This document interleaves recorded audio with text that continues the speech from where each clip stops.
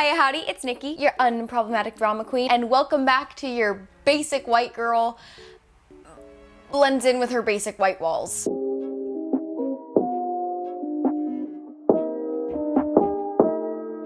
Today, I am moved. I am showing you the very smallest amount of my apartment you can see because it is a dumpster fire. My life has been pretty chaotic. I have been acting, I have been singing, I have been crying blood, and not just because I was watching Gabbie Hanna, though that happens with that too. I have just been an emotional wreck, a busy wreck, a moving wreck, but I am still here, and I am here today to keep you guys updated on that drama, on that pettiness, and on the Gabbie Chronicles as a whole.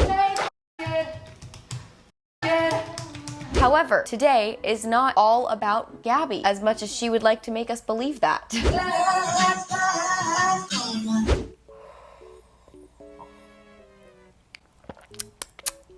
Today, we are talking about the man, the myth, the nose job legend himself, Alex James.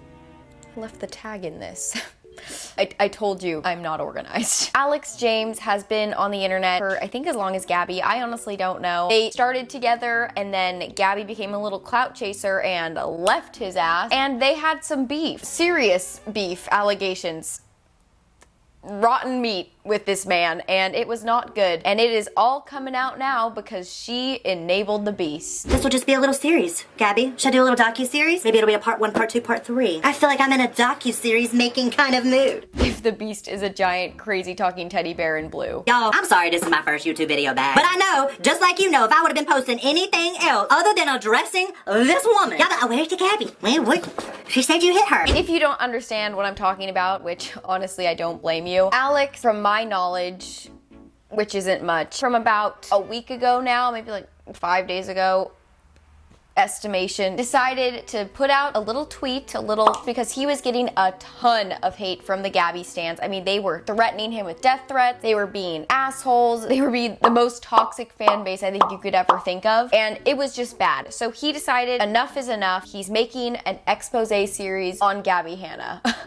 Oh, the irony. So yeah, his first episode is what I'm going to talk about today. He came out with that beauty of a video the other day, and I was just so happy to be able to watch it while I was in the midst of my own mental breakdown. So with that being said, I'm going to break that down for you. Do you understand? You are literally like a pair of headphones when you put them in your pocket. The detangling, the exhaustion. Before we get into it, because this has just been a whole run-on sentence of an intro. If you like my face, be sure to like, subscribe, and hit that notification bell to join the fan band because we'd love to have you. And we are trying to get to 1,000 followers by the end of the summer, so please do this. And let's get drippin', let's get sippin', and let's talk some tea. Okay, Alex James, Jamie James, my boy, let's go. Rackhead hours from the get-go today. Okay, woo! This man gives me honestly the same energy as what I'm putting out today, but gives me chaotic energy that I don't even know about it. Then you're gonna sit back and be like, why are they still talking about me? I mean, it is non-stop chaos right from the get-go, which I commend because, have you seen my videos? However, even with the chaos, even with the sass and the pass and the Nova, he is still more coherent than Gabbie Hanna and her crazy Joker brain. I'm back, and I don't want to hear I'm acting different. Being good. I'm a bad. I gotta say, I love his presentation. It slays, it stays, and it is a way better fit than what Gabbie is throwing at the wall. Few days, I've been smelling BO, and I kept been changing my t-shirts because I was like, what the is up with my t-shirts? And then I just realized it's my bra. Dude, I haven't washed this bra in like, I don't know. I don't want to like admit, to be honest. I mean, Gabbie is presenting herself in such a dark and like, I don't care about my life way. Thank you, LA, for f***ing up my video.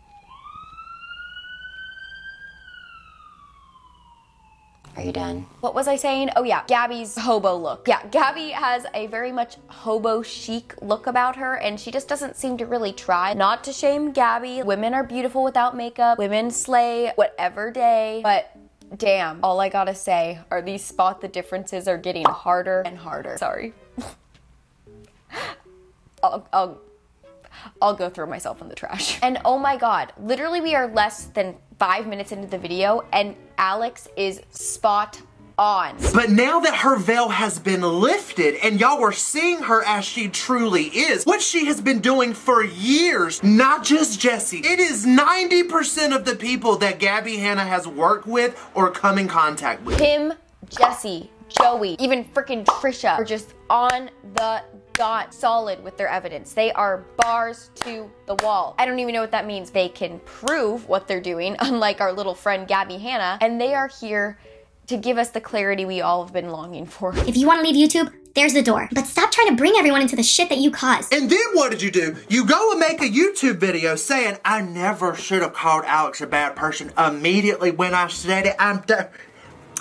Gabbie, why won't you say it? And one of the things Alex said in his video that was so true is that Gabbie doesn't care. She doesn't care if she burns bridges with these YouTubers. She doesn't care what her so-called abusers think of her. She doesn't care what we think about her. You think she gives a crap what I'm saying on my camera right now? She's probably not even watching this. She cares about what you think about her. She only cares about the audience perception and what her image is being portrayed online. As long as Gabbie's in the right and she looks like this little pop star, she's happy. But with all of this negative publicity, she feels like she's being attacked. Okay, this series was yet again another desperate attempt to clear her name. As Alex said himself, she probably won't even watch this expose that he made on her. You think she gives a crap what I'm saying on my camera right now? She's probably not even watching this. She will probably judge it and say that it is unfair and biased or that he's spreading lies without even clicking on the link. That is, until she can monetize off of it and make another one of her little reactions for her series. Just like the idea of like sitting down and like putting in a hair clip. And another thing I have to appreciate is every time Gabbie would smoke a joint in her series, it honestly just annoyed me. I was like, girl, why are you doing this to yourself? I mean, why are you doing any of this to yourself? But like, stop. But when Alex does it, it's honestly just like a breath of fresh air. That's ironic. Dude, it was so long ago. How am I gonna remember I mean, I feel like almost all of us on the internet are just completely exhausted and fed up with Gabbie Hanna's lies and BS. The weed that he is smoking and the joint that he is lighting is something that I felt on a very, very high level. No pun intended. How did you not see? She put this out to hurt me. And Gabbie, if you don't quit smoking from that bowl and smoking pre-roll joints and go get you a blunt and roll one yourself, I cannot. There are just so many good points through this video. I mean, it is fact after fact after fact after fact. I'll let him explain it himself. You to this day want to go to a BuzzFeed article still talking about it. And not just talking about it, lying about it. Then gonna sit back and be like, why are they still talking about me? Girl, what was the point of the BuzzFeed article? It was a profile. So you and your management team, which God help the management team that you finally got to sign you, because baby, you already know. But you had your management team reach out to BuzzFeed. As this has just become the trend for this video, I completely agree that if Gabbie didn't want this to be out there, to have this drama be stirred up to the level it's been stirred up to, she didn't have to bring it up in the article. She didn't have to have her marketing team reach out to get this article. She didn't have to do any of that, but she did. And again, on a little bit of a lighter note, fun little break, I really appreciated Alex's metaphor to Bob's Burgers. Bobby Boy fans unite. Yes, booties, butts, Tina Belcher, let's go. But I'm laughing because this reminds me of that episode of Bob's Burgers. Let me actually find this. Hold on. What people don't know about rock, it's a very physical experience. It's very athletic. You're moving around a lot. Yeah, you noticed that. Don't look like you move around too much. Yeah, I got all kinds of comments. You move around a lot. You seem to be having a hard time. Yeah, I can say that one a little bit. Jumping around for no reason. Your eyes are bulging weird. Wait. It's off-putting, this and that. But that's what they said about Queen. Yeah. I mean, rock in general. Hey, Honestly, the reference was the most spot-on Gabbie impression I think I've ever seen in media. It captured her chaos and just pure insanity in the most amazing way I could have ever seen. And a new point I like to bring up is I like how Alex's take is so different compared to everyone else's I've heard so far. I mean, it's different to mine, and it's just a perspective I didn't even think about until now. That still to this day comment, this just needs to be handled off the internet. Okay, well baby, it's on the internet now. It's been brought to the internet. You have now claimed, Gabbie, that I have physically harmed you. And how she decides to announce this accusation It's just a pop-up. You think you're just gonna pop that up on a screen and I'm not gonna address that? I mean, everyone is saying, Gabbie, get off the internet, get help, time to get away. But Alex's perspective is, girl, it's already done. It's out there. Like the boomers would say, once you put something on the internet, it's not going anywhere. And it's so true. Put herself in this situation. It's not just gonna go away. It's gonna follow her. Even if she does leave, this is gonna affect her career for the rest of her life. So there's not much she could do at this point, except, I guess, keep trolling and being an ass. I'm drama seeking, right? I started drama. I just want attention.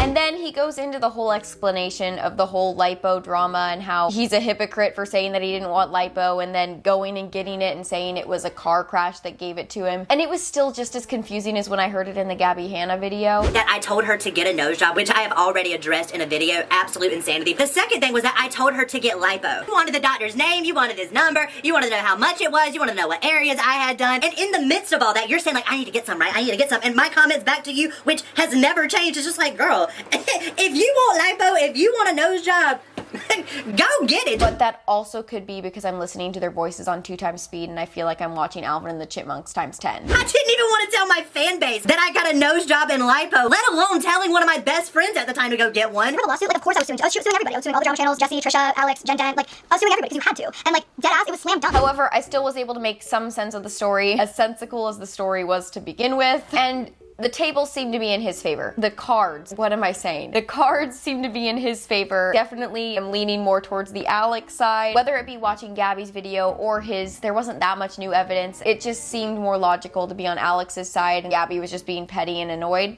like always. So, yeah, there's that. And oh my god, the whole moving on to a new person and just forgetting it once the drama's old or there's like evidence that she can't refute anymore is so spot on. This girl was never an ally. She can get defensive all she wants to when somebody calls her a social climber. Gabbie, think of the friend groups you have gone through. You don't talk to any of them no more. How Gabbie sees other people is an outlet. What she does is go and plug into that outlet until she has drained every source, every bit of life they have. Unplugs it after she's gotten all that she's needed from that person and then moves on to the next. Like the Trisha situation. She would not stop with Trisha. She would say, Trisha's a liar, Trisha's a manipulator, Trisha's a master crazy person. And she was trying to prove that Trisha and her were friends for so long. And then what happened? Trisha got canceled. Did Gabbie continue?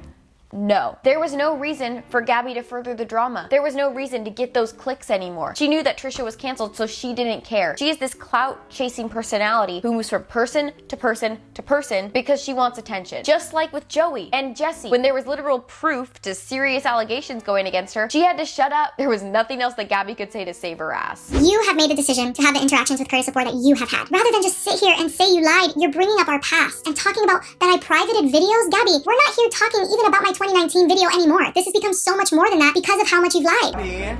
Can we do a little BTS moment? How is she? Look at, she's got her yellow hair on. We're doing that. She's practicing her script.